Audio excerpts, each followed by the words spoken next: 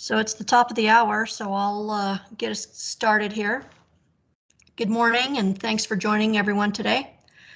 My name is Deborah Lawler, and I'm the federal liaison between the WestFAST and the Western States Water Council. Today's webinar will be recorded and posted to the WestFAST tab found on the Western States Water Council webpage at westernstateswater.org. The webinar today will provide a briefing on the recent WaDE developments, complete with a demo of the dashboard data queries. We are going to hear from Adel Abdallah. Adel is the program manager for WaDE at the Western States Water Council. We'll also hear from Ryan James, who is a data analyst and hydroinformatics specialist, and also Tony Willardson, who's the executive director at Western States Water Council. Before I hand it over to Tony to kick us off, I wanted to let you know that we will take questions at the end of today's presentation using the chat feature. You may also be able to use your microphone, but you'll have to unmute yourself. So if as we go along, you do have questions, you can capture them in the chat and I'll read them aloud at the end. And other than that, I think I'm turning it over to Tony. Take it away, Tony. Thanks, Deb. And we appreciate the opportunity to talk about the water data exchange. I'll have Adel just advance the slides for me. And Adel, the next slide, I'll just briefly give a background of how WaDE got started. Adel will talk about the architecture and how it works, and also about our collaboration with some of the agencies, particularly the U.S. Geological Survey. Then Ryan is going to talk about the use cases and hopefully demo that, and we'll talk about some next steps. I want to make clear that as we get started, that what we're presenting is really a beta version. It is very much a work in progress and will not be released publicly at least until next year. Also, that what we are talking about is a state-based water rights database. So on to the next slide.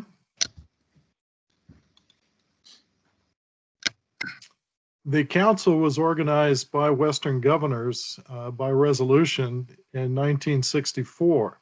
Our first meeting was in 1965, and the charge really of the governors to the council as an advisory body was to help assist them in ensuring that the West had an adequate supply of water of suitable quality to meet its diverse needs in the future, both economic and environmental.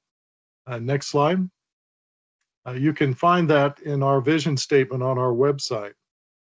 In 2006, we worked with the Western Governors Association on this report, Water Needs and Strategies for a Sustainable Future. And two of the recommendations, one to encourage sustainable growth policies, recognizing that the states need to identify water demands and the impacts of those demands related to future growth.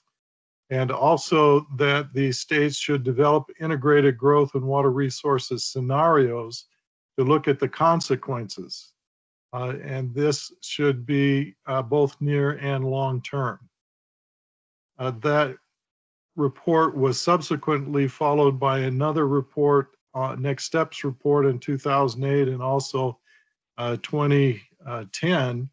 And I would note that one of the primary recommendations was the creation of our Western Federal Agency Support Team. Adel, next slide. This is actually a picture of the construction of Glen Canyon Dam. And I remember as an 8-year-old, my father, who was a rural electric co-op manager, taking me to Page as they were just finishing the dam. In the past, these major construction projects are what made many of the water uses in the West possible. But obviously today, there are not the same kinds of mammoth storage projects or project sites available. So we're seeing a number of different attempts to improve our infrastructure, and outside of the infrastructure to look at different strategies for storage, as well as in the future, from my perspective, much of the future demand for water is going to have to be met through existing uses and water rights transfers. And the challenge there is recognizing what are our existing uses. Next slide, Adel. So the council got involved through the Western governors in looking at West-wide water uses and potential energy development. This was part of the ARRA stimulus package some time ago. The governors had funding from the Department of Energy, and they were particularly interested in two different aspects of energy development and transmission, electric transmission primarily. And that was the impact on wildlife corridors. And in-house, WGA created a CHAT, or Critical Habitat Assessment tool, that then was spun off to the Association of Fish and Wildlife Agencies. The council developed the Water Data Exchange, recognizing the governor's interest in the impact of energy development and electricity generation and transmission on water resources. But there was not a good source of information. We worked with Sandia National Labs in providing a west-wide snapshot of water availability, both fresh water, brackish waters, and other potential sources, as well as the demands, and estimating if there would be water available for projected energy development. Today, I think, as we look at some of the challenges that face the West, and particularly the Colorado River Basin, we recognize that we are hitting the limits of availability in some areas. And obviously, this past year or 18 months with the development and the approval of the drought contingency plans in the Colorado River Basin, we're looking at how we are going to manage those shortages in the future. But as you look at the Colorado, these major metropolitan areas, both in the basin and outside the basin, are all dependent on waters in the Colorado River. And what those uses are will become more and more important as we look at shortages, how we are going to share those shortages, and what the impact of those shortages will be, both environmentally and economically, across the basin and across these 7 basin states. Adel, the next slide. And I've covered much of this, but these were some of the partners that we have worked with. As I pointed out, the Department of Energy and Sandia National Lab in looking at the energy and water nexus initially. And then also, as we sought to have a better systematic means of estimating and over time our water uses, we worked with the department, or with the Environmental Protection Agency and their exchange network grants. And we are working with WestFAST, and we'll talk today about how we might look at different federal water uses. And again, I want to point out that the demonstration will be those federal water uses with different agencies as are included in state water right databases. And again, as Adel and Ryan will demonstrate, we hope to soon in the future have a user-friendly platform that will allow both the states and the federal agencies, as well as the public, to have a better understanding of water rights and how those play out across the West. Adel, I think with that, I'll turn it over to you. Great. Yeah, thank you so much, Tony, for the intro. We're all here super excited to be presenting to you all. The last time I looked at the WestFast presentations, I'm hearing some audio. I hope echo. I hope you don't. Is it okay going through here? So the last time there was a presentation on WaDE through the WestFAST was back in 2016. And I'm going to be talking, well, I'll start talking about like here, the 3 phases that we're going through in WaDE. And you can't talk about WaDE, like the whole WaDE program, without talking about Sarah Larson, who established the program with the help of others, Dwayne Young from EPA, notably. And in that phase 1 from 2012 to 2018, Sarah established like relationships with our member state agencies, and she built, with the help of so many folks, the schema, the WaDE 1.0 data system and schema. It was working well, and I'll talk about like phase, and that picture was in Arizona in our last meeting in 2019, I believe, or 18. Time's going fast. In phase 2.2 here, which the majority of the presentation will be talking about, and we reworked the schema. We're focusing on supporting use cases or like trying to answer data questions. And in the 3rd phase, which we're projecting for 2022 to 2026 and beyond, is basically to launch a WaDE portal, user-friendly, as Tony mentioned, and really to look into sustaining the program and its operations.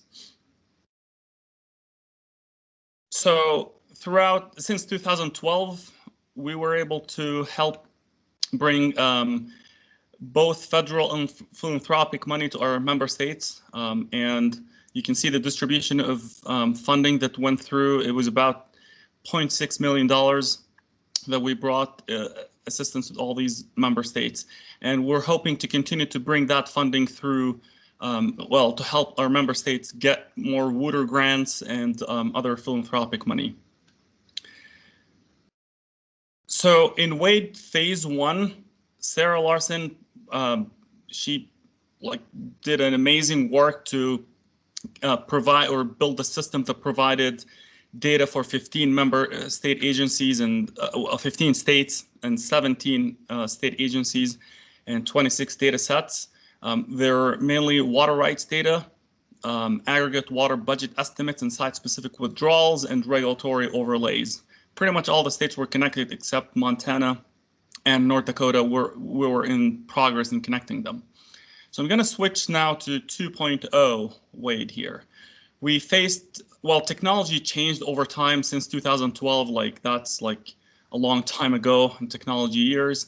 We wanted to move to, we faced challenges in trying to, when we wanted to connect a new member states, there were like technical issues in trying to scale the system, and then monitoring was an issue. We couldn't monitor who was using the system, and efficiency in data storage and transmission, that was a challenge. So we wanted to move to a cloud storage in Azure, Microsoft Azure Web Services, and we wanted to support queries, which Ryan will demo in space and time, that you can ask a simple question that spans both the state boundaries and time, as far as like say time series data.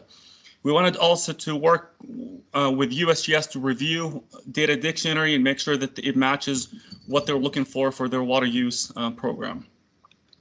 So in WaDE 2.0, here's the architecture. We work with our member states on the left here and their different agencies. And we transitioned to relying on already publicly published data sets by themselves, and states they're unique and even their agencies. And I use these different shapes here, polygons and stuff, and circles to indicate that each state has its own data structure, that the way they share data through, whether it's Esri or Tableau or it's Excel files or whatever they wanted to share and they're comfortable with. And we, our amazing interns and Ryan and others, we write script to harvest that data, and then we load it or prepare it into WaDE-friendly format that it can be ingested relatively quickly into the centralized database in the cloud. And as Tony mentioned, we want to stress in this presentation here that this is all states data that is already published and publicly available. And we'll work with every single state to make sure that we match their data, and we'll talk about, like, say, controlled vocabulary as an issue. So once the data is in the database, we worked with an IT contractor that helped us build state-of-the-art application programming interface where you can query the database securely from outside. And this is through Swagger Hub, and I'll show a little bit, talk a little bit about it. And then I think the output would be, after you ingest all these different data sets here, the output would be in you can access data through three ways. You can write code for those programmers, and we're working on a dashboard, user-friendly one, and Ryan will demo a simple one here. And then we're working also in connecting all that and making it interoperable with EPA and USGS and the Internet of Water group. So we worked like for a full year on the WaDE schema, and this is just a snapshot of the water rights tables back and forth with our IT contractors, with states, and our understanding of how the data is now. And so the schema is finally stable, and it supports like warehouse queries and stuff like that, so it's scalable. And we can add as many states, Eastern, Western, now it should be totally fine. We have the API is in Swagger Hub, and it's online here. People can go and look at it and in a more friendly way query it and kind of experiment with it. So that's more of the syntax, what we call it here, how the data is structured. But the other challenge was the terminology. And we worked with the Internet of Water group to harvest all water-related terms pretty much in the West, all these blue states here, like a darker color. And mainly Ryan and our intern Joseph Brewer harvested those and loaded them to the Internet of Water dashboard. I can explain more about that if there are questions, but I think the more interesting one is narrowing down on specific vocabulary for WaDE filters as far as enabling queries across state boundaries. So we have over 20 terms that we're focusing on. And here's beneficial use. And this one was relatively okay to work with, where we looked at all these different variations of terms, like say fish habitat from storage that say Idaho uses, or Montana using fish and game propagation. We just call them fish. We're engineers, Ryan and I, so we thought maybe that's a good start. And we still have to go back to our member states and make sure that they're okay with this mapping for now. And I wanted to stress here that we're keeping the original terms for the states as is. We're just providing this mapping for WaDE purposes. This one is a much more difficult one. I'd like to bring Tony back in to explain the difficulties here, where Ryan and I, we thought, oh, this is a water allocation or water right type as provided by the state. It's a classification. And we thought, oh, the states are using adjudicated here. They look similar. Let's just come up with this adjudicated term that we can map them. We brought Tony and our legal counsel, Michelle Bushman, and they told us no. It's more complicated than we thought. Tony, would you like to comment here? Well, yes, I think I would just make the point that, many of us have heard the term vested or adjudicated, or decreed. It's used different types of words for what they mean. Similarly, if a water right has been abandoned or forfeit, there are different terms. And so we've had some discussions, and that's going to be a challenge in trying to simplify that vocabulary so that we're talking about the same thing. For example, an adjudicated water right means something different in Wyoming than it may mean in New Mexico. So there are all kinds of different terms used in the process. But basically, as far as a state water right, you apply for a right. You may be given then a permit to develop that right.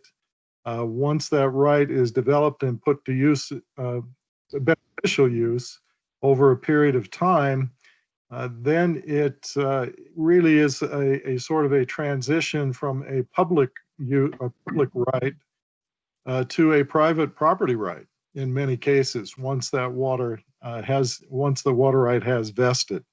And trying to describe that process in the different terms that the state uses will be a bit of a challenge as we show what those rights are and where they are in the process.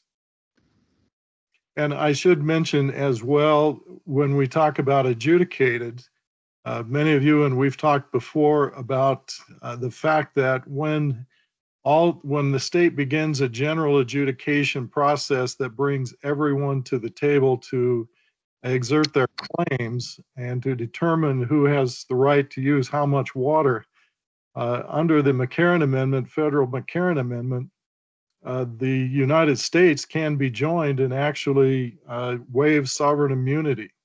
And the intent is that through the state process and state court, that all of the rights in the basin are adjudicated, both federal, non-federal, tribal, and non-tribal, and that there isn't a fractured process. That only applies, though, where there is a general adjudication of all of the rights in the basin. So it can become very complex and very confusing for those participants, both federal and non-federal. And as we point out here, the terms change across state lines. And so we're going to look at how we can try and better present that in a simple, understandable manner. Thanks, Adel. Yeah, thank you, Tony. So yeah, it's a work in progress. I think we established a database and data system and schema, but I think the controlled vocabulary will require like a lot of input from our member states to make sure that we're mapping the data the way that they're okay with. So we're really happy to report that USGS, we worked with them, the water use program, and they reviewed the data dictionary for WaDE, and now they're recommending the WaDE dictionary as a data transfer guidance, or a way that for the member states who take the water grant to use the WaDE data dictionary to share that data. And we're working with our member states to get them or to help them if they need any help in getting those water grants. Notably, we've been working with the state of Colorado, Nebraska, and I forgot the third state, sorry. Working with so many states. To get them to apply, in Wyoming, actually.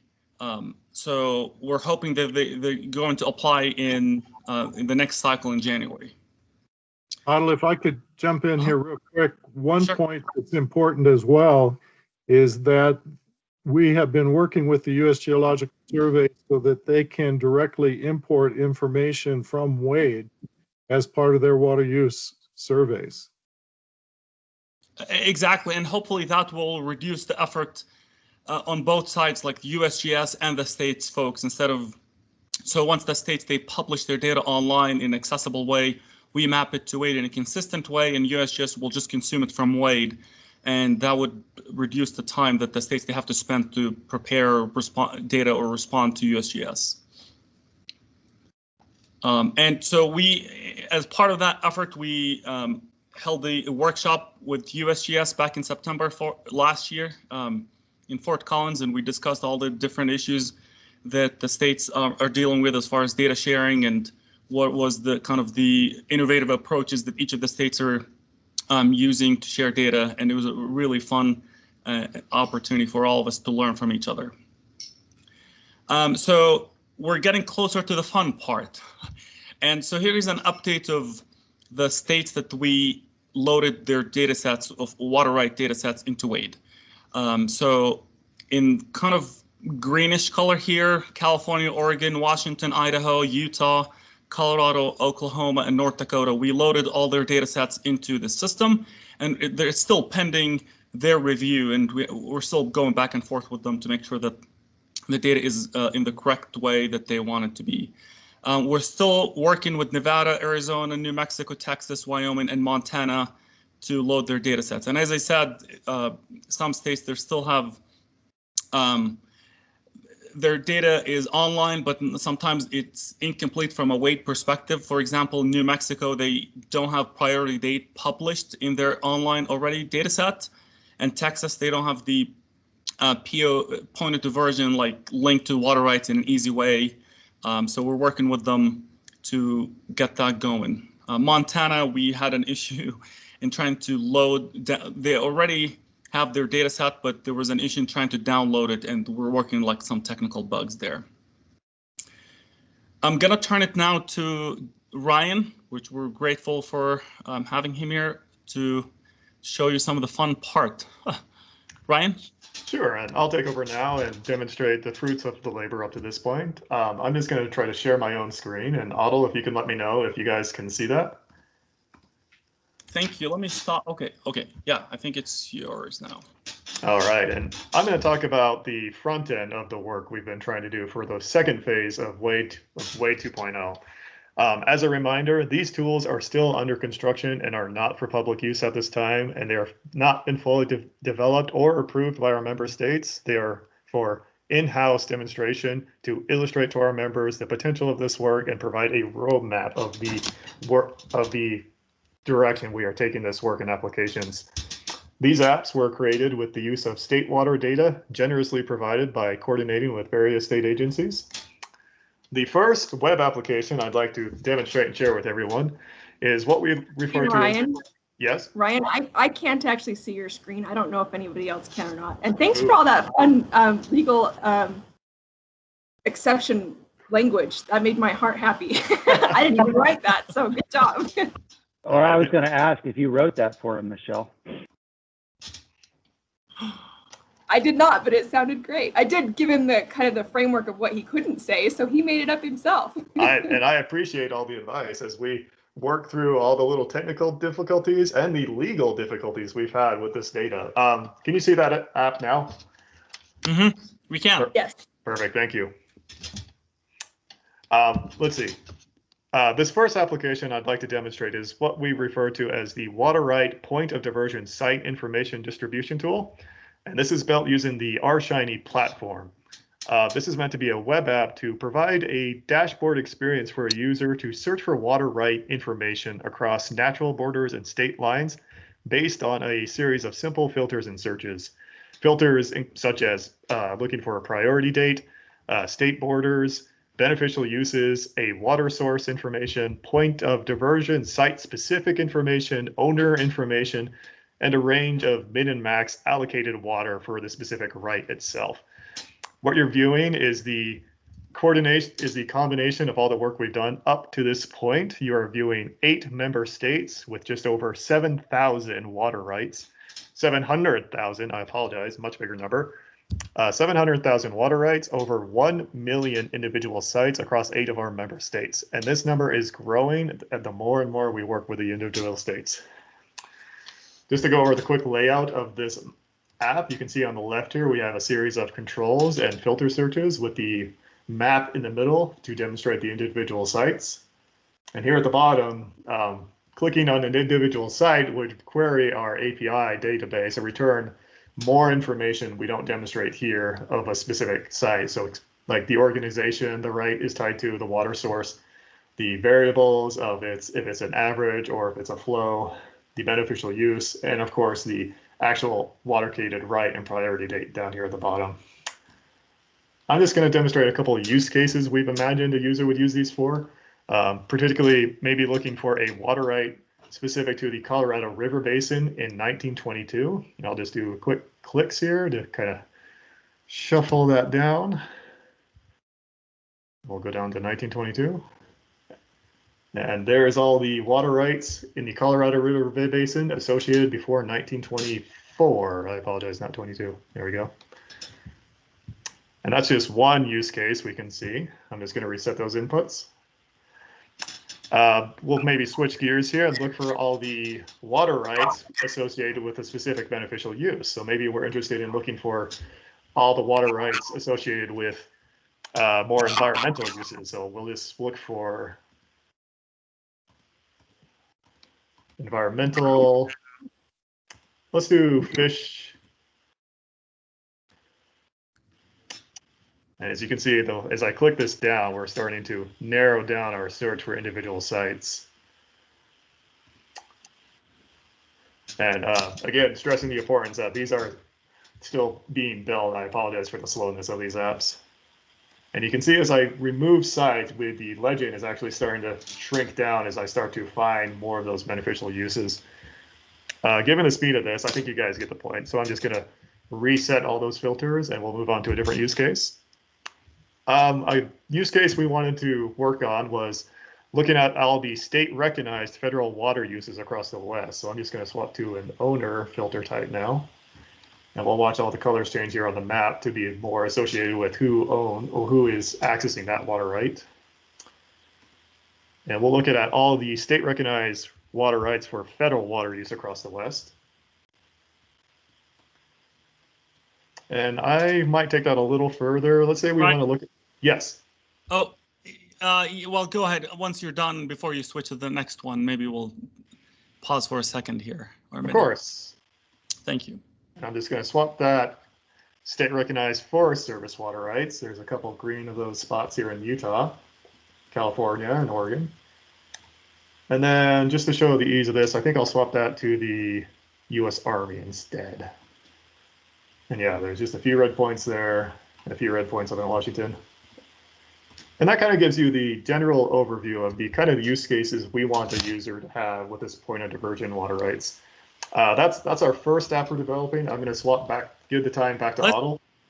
Oh, thank you, Ryan. So, Tony, would you like to comment on anything here? So we wanted to make sure that we're stressing that this is data that is provided by our member states as it appears in their data sets. I think if you go to the federal, just all federal water rights or owned state recognized water uses for the federal government.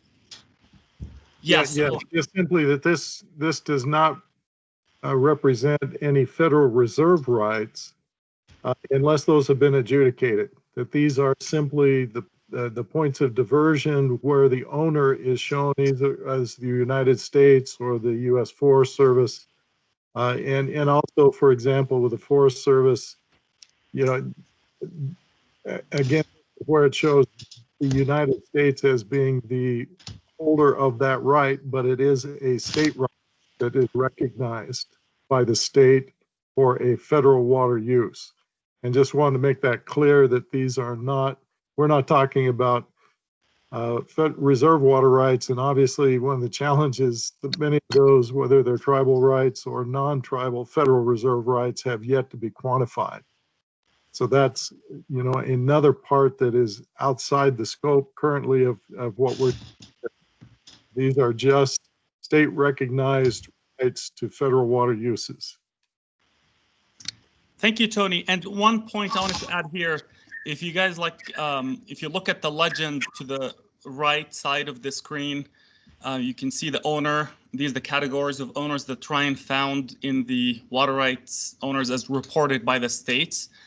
One interesting finding here is that Idaho lumps sum all the sort of federal agencies into the United States of America, where, say, Utah separates them or distinguishes them as like Bureau of Land Management or Reclamation or Forest Service. So there are some difficulties on how the data is represented in each of the states, and we're working with that data as is from the member states. So I'm gonna switch back here, Ryan. Can I just ask a quick clarifying question? So is this related to the, so you showed the 1924 rights. Is that what this is, or was that just another way to sort it? Or this present day? Does that make sense? It's just all of the federal rights that are recognized by the state. And perhaps Adel or Ryan, if you as of today. Yes. And Roger, I think your question is with the 1924 date was what was shown on the Colorado River. You can do that anywhere, scale it down to just a certain time frame on any state or across any region. That was just the initial demonstration for the Colorado River. But once they zoomed out to the other things for the federal water rights, that was up to date, up through today. Right, you're just showing different ways to sort it. Okay, got it. For the slow in the class, I'm caught up. No, and Roger, just to point out, and I don't know if you can go back, Ryan or Adel, to that, but we have that slider by priority date. And as I mentioned to begin with, I think in the future, new uses are going to be, their needs are going to be met by transfers from existing uses. And obviously in the Colorado River Compact was signed in 1922. So as we move that slider to 1922, you can see that all of the rights in the upper basin that are identified as prior to 1922 would be prior to the Colorado River Compact. So should there be a call on the upper basin, all of these rights would be exempt from that call because they predate and would have priority over compact allocated water rights. And that also raises questions because those will be very valuable rights as many of the municipal uses. For example, I think the Central Utah project priority date is probably around 1964 when the project was authorized. And so many of these uses would predate municipal uses in the upper basin. And I think you'll see similar to what we saw in Arizona, what we call water ranching, where municipalities will be looking for agricultural rights that predate the 1922 compact to be able to secure their water supplies should there be compact administration by the Department of Interior. Now, there are some on the call who could probably speak to that. So. But that's just one of the points of showing the importance of being able to sort these water rights by priority date. And this feature was requested, or like Tony pointed out to us as we're transitioning from WaDE 1.0 to 2.0, is like, oh, we got to search by priority date. So we're happy to be supporting all these filters. And we're looking, I think, towards the end of this webinar, we're looking for questions that you guys in the federal government and even from state participants here, like, what do you want to support more in this data search and filtering as we kind of solidify this portal into the next phase? So I think we have maybe 5 or so minutes of more presentation, and then we'll kind of switch to the discussion. Let me share screen. Sorry. Where's?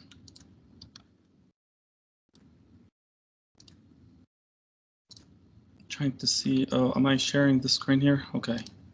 I think I'm sharing. Sorry. Yeah. Yes, I see your presentation, Adel. In full mode, or let me see. No, okay. we're seeing your notes, so we're seeing the other slide. There you go. That's full screen. Thank you.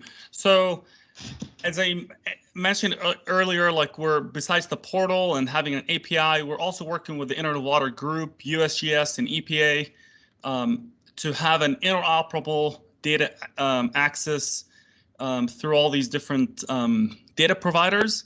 And this slide was made by Kyle Unda at the Internet of Water, where he's demoing basically, if you point at the map here, the star below, and you say, show me the data above this point on the Colorado River. And so it shows in blue here, the main stem of the river, and then it shows the EPA sites, water quality sites, and it shows in circles. And then in red, it shows the WaDE pointed diversions in 3 states, or 2 states at least here. And then it shows the USGS green diamonds. It's kind of hard to see below the green line. But basically, we're working with both EPA, USGS, and Internet of Water and trying to reference all these together so you can search both water quality, quantity, and water rights, hopefully in one platform. This is very exciting work, and I think the sky's the limit of what it can enable as far as answering questions here. We're going to switch quickly to the second app. I think we're going to go quicker in that one here. We're basically importing estimates by our member states on their water budgets, or at least the water use for basins. And we completed in green here, California, Wyoming, Utah, New Mexico, and Texas. And we're working with Arizona, and then hopefully we can continue to work with Colorado and Nevada, and then the rest of the states the fall or early next year. One really interesting work we've been here doing is connecting the Bureau of Reclamation water use estimates, and that was as an output. So we held a workshop back in May for the second Colorado River Basin Data and Modeling Roundtable, and that was an outcome of that workshop. Jim Prairie at the Reclamation, he was like, I have a lot of water budget estimates and for the Upper Colorado Basin, and they're all in spreadsheets, and I would appreciate some help in trying to organize that. And we took the challenge, and Ryan was able to map their data into WaDE, and we'll demo that in a bit. So we, as part of that workshop, we decided, the organizers, the Internet of Water, OpenET, and here at the council and the Reclamation, at least Jim Prairie, to create this consumptive use interoperable data and modeling experiment work group, where we're trying to look at how each of the states look more deeply at their consumptive use models and what are the differences and how we can share data in a consistent way from all the states about their consumptive use into WaDE. And Ryan, I'll give it back to you. Let me see. And I guess maybe let me see. Do you want to do the demo, Ryan, or just show the slides here? Sure, let's just do a quick demo while I've got that up. Can you see my, oops, that's not right. There we go. Can you see my screen? We can, thank you, yeah. All right, I'm just gonna go quickly over this. This is kind of the WaDE 2.0 is not strictly for water right information. We're also looking at other types of data. What you're looking at is the web app we're developing for the aggregated water use over time in a given area, where instead of site-specific information, we are now looking at aggregated water use over a given space. Aggregated water, including budget information on withdrawals or consumption with a specific boundary.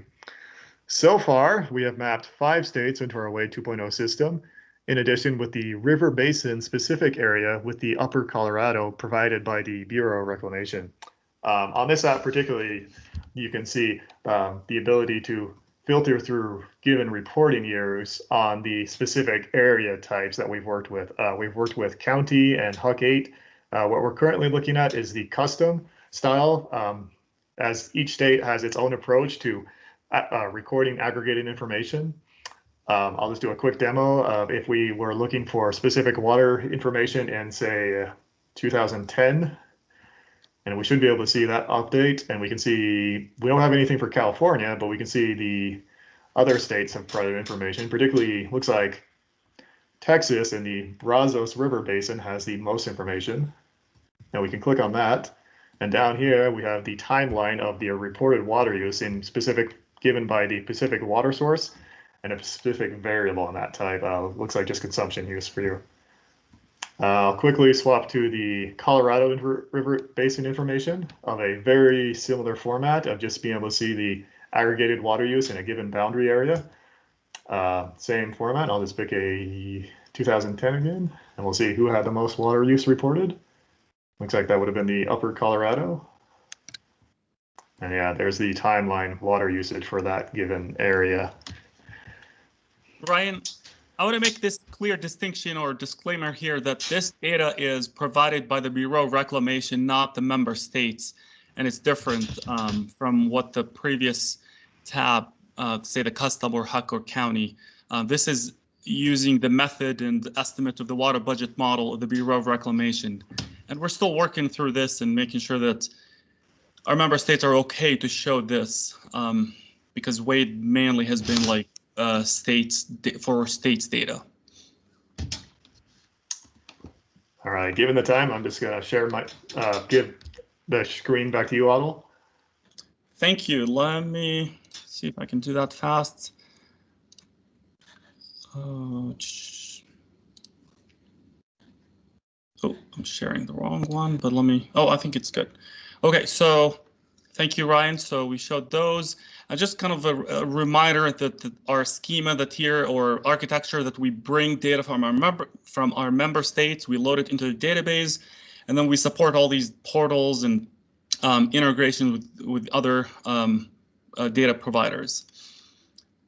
All what you've seen is a great demo and proof of concept portal, but there are certain features like to make it user friendly and support interactive ways. The user want to draw a polygon and see what the water use or water rights within that area. These are really hard to support with this sort of semi-free tool, but we're just kind of building a proof of concept to show exactly what we wanted to support. And we talked about building a professional, user-friendly WaDE portal with our IT contractor, and we spent 4 sessions with them, and we kind of narrowed down what exactly we wanted to achieve. And these are kind of the different phases that hopefully we. It still requires funding, extra funding we don't have right now, but we're hoping to secure that funding in future grants, that we build this minimum viable product of WaDE portal that really would be user-friendly to query both water rights, aggregate water use data, withdrawals, regulatory overlay data in all sort of in the West. This tool that Ryan showed, I think it supports a dozen or so of concurrent users, which is very limited. If we have the portal out there, we expect hundreds probably to be at the same time at some point. So these are some of the limitations that we're having. So the WaDE phases, we're really going strong with this phase 2, and we're hoping to launch this phase 3 in the next couple of years and to sustain this WaDE operations. So why does this WaDE program matter? And I think all this data, we're like Ryan and I, we're engineers and we love data and we work with it. But I think the big picture here is, do you all know much more about this than us? We want to enable regional water and energy planning. So by having all this data in a consistent way, you can access it. We want to support potentially water transfers and markets within our member states. And hopefully this will improve state, federal, tribal, cooperative federalism by providing all this data. And we trying to represent how the state's data as they want it, but at the same time provide a way to map it together to make sense of it. And hopefully that would improve interstate watershed transparency and cooperation by having all the data together for one basin that spans multiple states. And I spent almost a decade in grad school, and I think this data is like a treasure that hopefully will enable water data-driven research and science that leads to objective analysis and modeling without biased interpretations or subjective interpretations. So next steps, we'll be continuing to connect our member states to WaDE. This is an elaborate work. We're very excited and happy about it, and our member states are very helpful with this. We want to hopefully continue to work with our IT contractor to design this WaDE portal 2.0. We feel jealous. I know, Forrest, I saw you here. We're jealous of the OpenET portal, at least the demo that I was able to work with. It's very like top of the line, and we're hoping we can get WaDE to that level at some point. We want to continue to work with the Internet of Water Group and USGS and EPA to have this interoperability between what the WaDE provides and what the other data providers as well. And hopefully we can, as you saw an internal demo, we don't have that yet public, but we're hoping once the states review the work, we can beta release this early next year. We're thankful to our funders from different philanthropic groups, and early on it was like the EPA Exchange Network grant program. And of course, we're thankful to our Western states water agencies for all the work that they do to help us map their data into WaDE. We're working, as I said, so here's the coolest IT contractor name, Don't Panic Labs. And yeah, these are our amazing collaborators. So thank you for tuning in, and we have 10 minutes for discussion. We're hoping to hear from you what you would like to see WaDE do to help you do your job in a easier way, hopefully, across the West.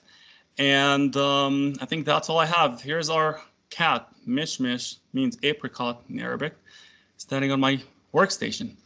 And Tony, I don't have a picture of your pets, but I wanted to share the moose that you saw yesterday near your cabin. You can tell us more about it if you'd like. And here's Hazel, Ryan's lately adopted little one dog. Thank you all. Great, thanks, Adel. So that concludes the presentation, and now we're going to move into questions. So you can use the chat feature or you can unmute yourself. So this is, I'll start us. This is Roger Gorky from EPA. So I guess the ultimate goal is to get water quality data included as well. And is that, well, first of all, is that a true assessment? And then what's the holdup if so? Is it an interoperability? Is it a, you know, Dwayne's not doing his job? Is it, because it seems like it'd be useful to be able, if there's going to be transfers, and what Tony was talking about, calls on the most senior water rights, it seems like it'd be useful for states to be able to, as they divvy up water and do transfers, it's like, oh, you know, this quality of water over here might be more appropriate for, you know, livestock watering, and then this quality over here is more appropriate for municipal uses, so that you can get that, as Tony described, to get the appropriate amount of water of suitable quality. So. Yeah, thanks, Roger. So we're deferring water quality data to EPA, as they have, like in Dwayne, they have a very much robust data system for that. And actually WaDE was built off of that, like to begin with.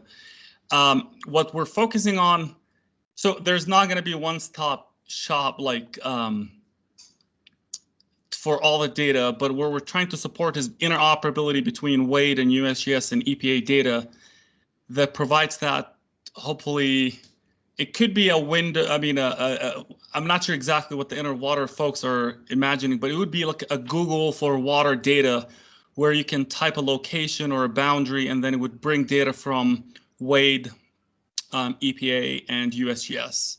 But yeah, as far as the scope of WaDE, we can, but I think it's just too much of a bigger scope for us to accomplish.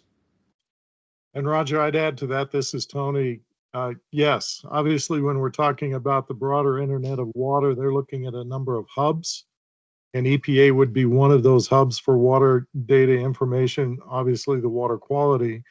And as EPA has their exchange network now, where that water quality data that's required to be reported is done in an electronic manner, that's probably the easiest place to get to that information at this point.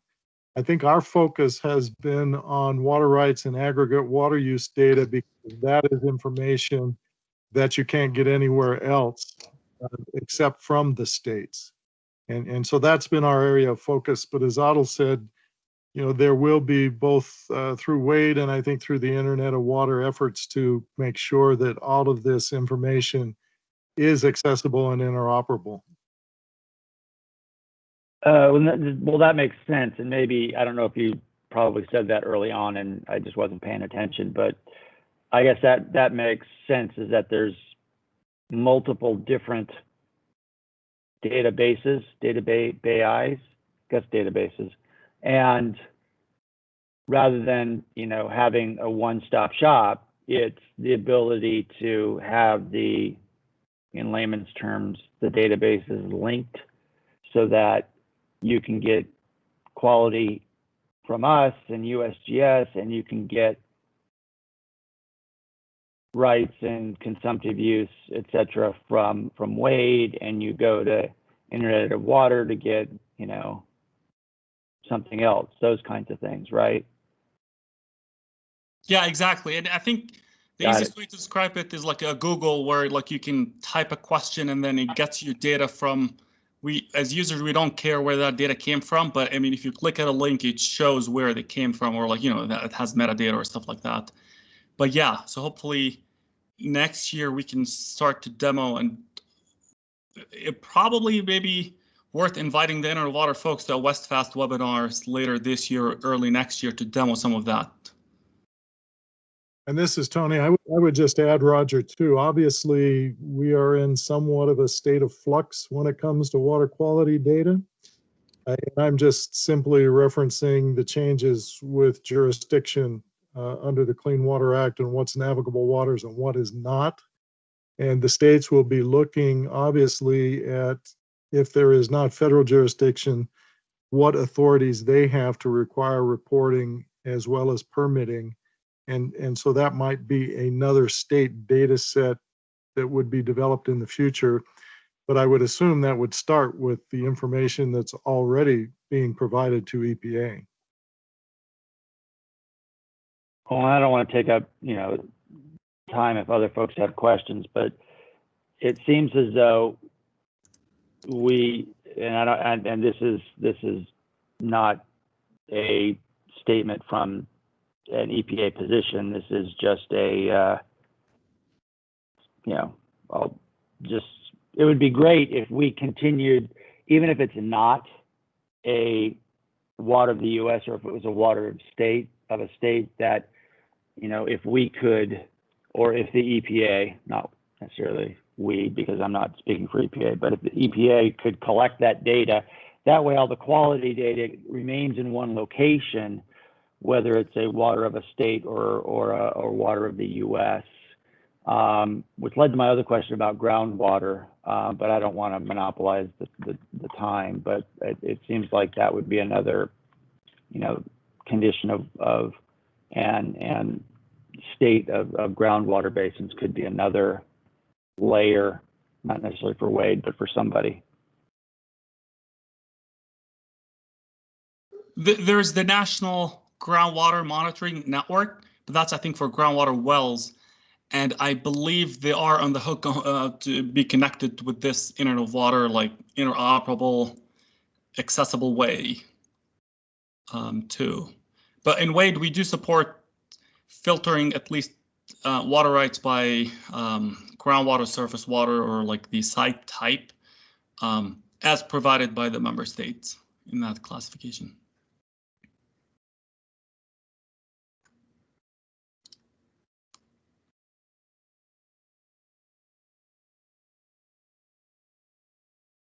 Other questions or suggestions we can work on as we kind of design or further this WaDE front end? So Adel, I have a comment coming in from Michelle. She says, you guys are working on so much. It's nice to have these presentations to allow us to break down silos in our 7-person staff at Western States Water Council. Thanks, Michelle, and we can always use the legal advice there. I was shocked or like surprised of the complexity of the differences in legal systems in our member states, and we want to make sure that we address these unique ways, and at the same time trying to provide a consistent way to filter and access that data. Another comment from Forrest. He says, thank you, Adel and Tony. Great presentation and amazing progress on WaDE. Thanks, Forrest. Maybe it depends on what you guys' plans are, but OpenET is you guys made an amazing progress, and maybe it's worth it to present it here at WestFast. There's potential for work together with you guys on the field boundaries and potentially maybe storing that to WaDE and relating them to water rights. So we're excited. Great idea. Any other questions out there? Comments?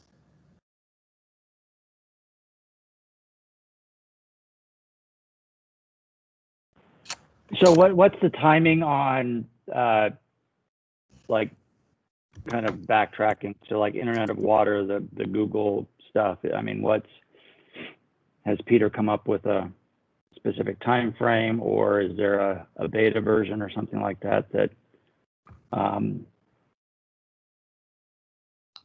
I wish I could answer. I know that they do have kind of the bare bones of that system, and they took our WaDE, like we worked with them to integrate our WaDE data set with their system, but it's still in the demo, and I think Peter would be the best one to answer that question.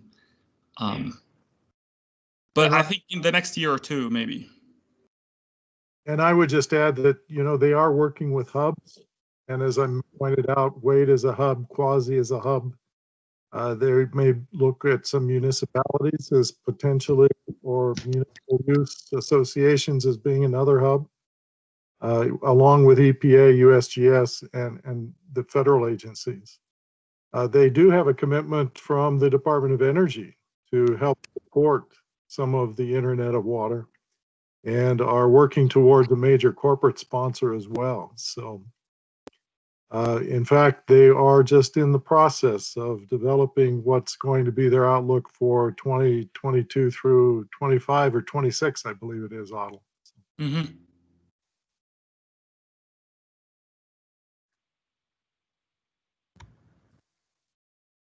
But we appreciate everyone participating.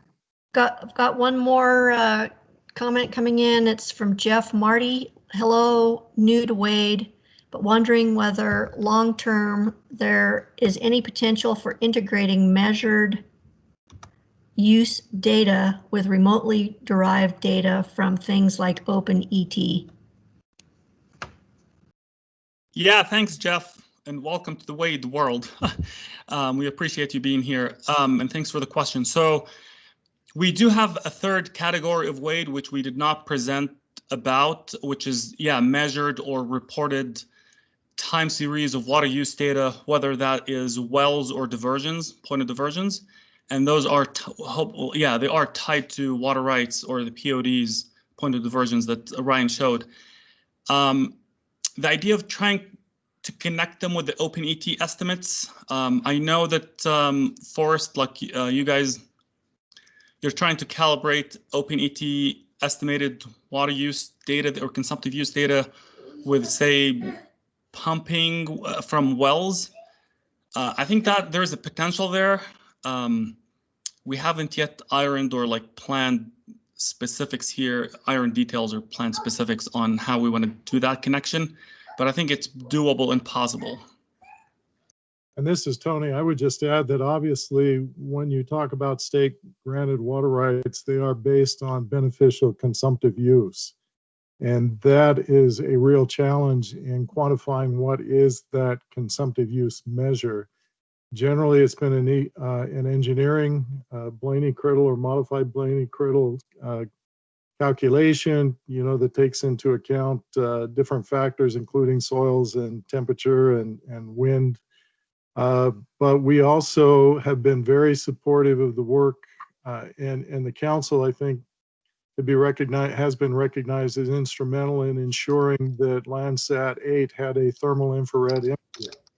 And many of our states are using remote sensing to measure and monitor consumptive use and to administer their water rights. And Idaho has been a leader in that area. And more states are using that kind of remote sensing data to be able to measure on a large scale what their water uses are. And I would point out that in some instances, such as Texas, where groundwater is a private property right, the state really doesn't have any authority to require reporting of those uses, and yet you can get that information through remote sensing sources. So yes, we're very interested, obviously, in that information. And as the states begin to use it more and more, I think you will see it available through their databases. But consumptive use is still a challenge for all of us, whether it's on an individual water right basis or a basin-wide basis.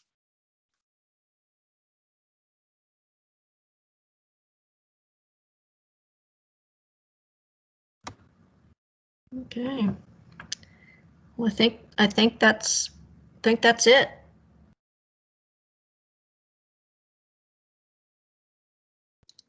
So I'd like to thank everyone for joining today. And I especially want to thank Adel and Ryan and Tony for their presentations, and hope everyone has a great day.